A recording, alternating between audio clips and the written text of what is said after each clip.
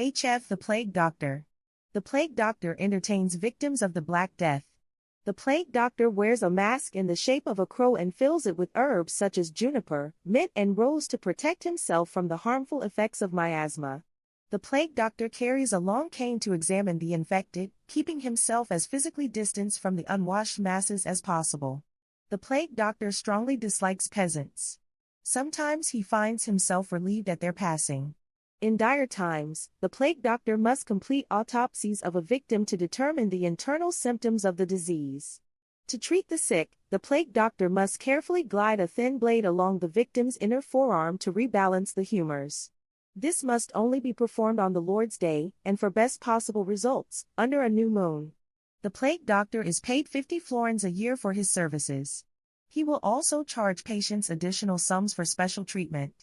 Occasionally, he may pocket a florin or two from the decrepit. They won't be needing it. The Plague Doctor records the deaths of his patients in a ledger for demographics.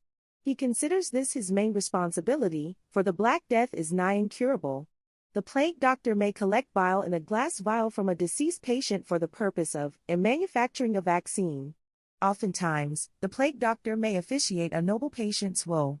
This service is provided at an additional fee, of course. The Plague Doctor has a strained relationship with the Baron. The fool couldn't possibly understand the power of medicine. He wants to fire the Plague Doctor.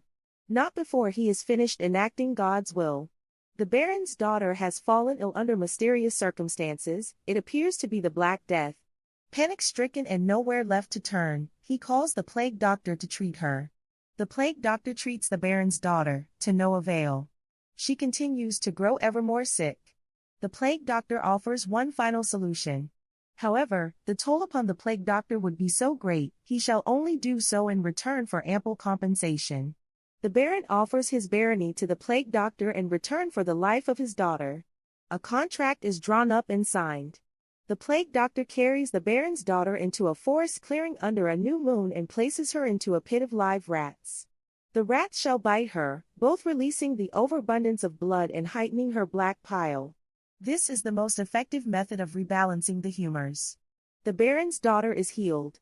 The Plague Doctor is named Baron. The old Baron and his daughter mysteriously disappear one evening. The Plague Doctor never attended university. His previous occupation had been a priest. He was excommunicated from the church for unknown reasons.